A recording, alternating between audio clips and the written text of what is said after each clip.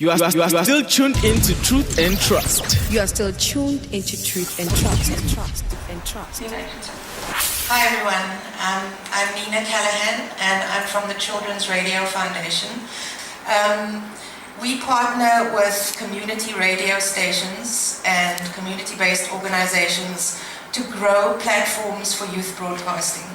We do this in South Africa, in Zambia, Tanzania, Liberia, the DRC and the Ivory Coast. And one of the challenges immediately that spring to mind in the work that we do is how the public, many thanks to you, view young people. And we often understand young people through the troubles. If the Human Resource Council releases a report about the state of young people's health, or the World Organization does so around the staggering rates of HIV infections, these are the filters through which the public get to understand young people. And they very often don't have an opportunity to represent themselves. And this is what we are interested in. Youth are the biggest demographic in our country and our continent, and according to the Children's Institute, they only speak for themselves in 3% of all media products, and that's pretty shocking. In South Africa, we work in all 9 provinces and often in semi-rural areas and rural areas as well. And there it's really, really hard to find experts or somebody who's recognized with a title and all of those kinds of things. And what we encourage our young people to do, whether they're in an urban area or a rural area or not, is to consider that a lived experience holds expertise. And the way that we open the platform to examine that lived experience, to understand it, gives just as rich and nuanced information, even more so often, than the highfalutin, emotional, non-emotional talk of an expert. And especially when young people are speaking to other young people, you need young people to do that.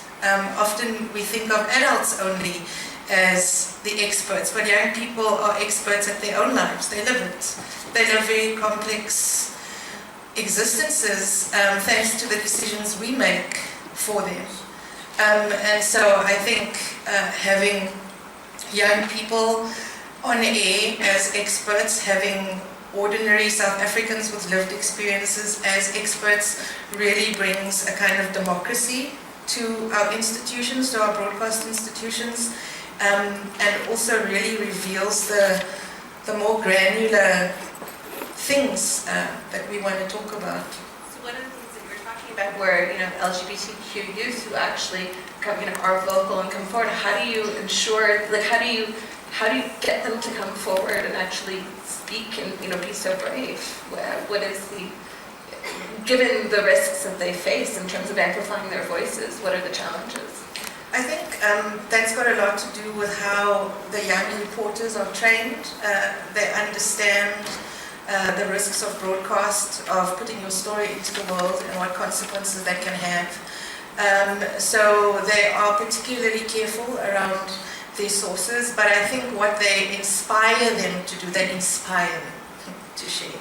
They don't extract things, they inspire them to share, and within the context of understanding that you are reaching other young people like yourself. And we tell stories so that we know we're not alone, right? Yeah. That's why we do what we do. And so I think it's that level of connection that young people are bringing their fan base to. And we all need, the different flavors for the different kinds of projects, news that we want to consume. But I think it can be very stifling as well, because certain brands don't let certain people in. And we already make choices from the stories that we put on our assignments diary to the editing choices, if it's television or radio, we're making choices. I don't think there's something mysterious about this thing around objectivity.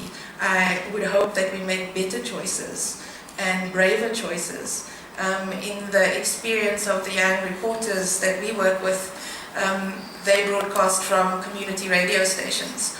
And when we propose this project to community radio stations, it's a values proposition. There's no big money in it, and they have to take a big risk. They have to take a risk on us as facilitators of the project. They have to take a risk on having young people on air. They take a risk with their brand, because maybe in the beginning the young people aren't so great, you know, and doing radio live for half an hour, an hour, it's a tough job. But they do it. And the young people also risk their personal brands by the kinds of things that they advocate for themselves, for their peers. They take a big risk in talking about LGBT issues in conservative communities. When they walk out of that radio station, the community knows who they are, where they live, what school they go to, whose auntie is related to so-and-so.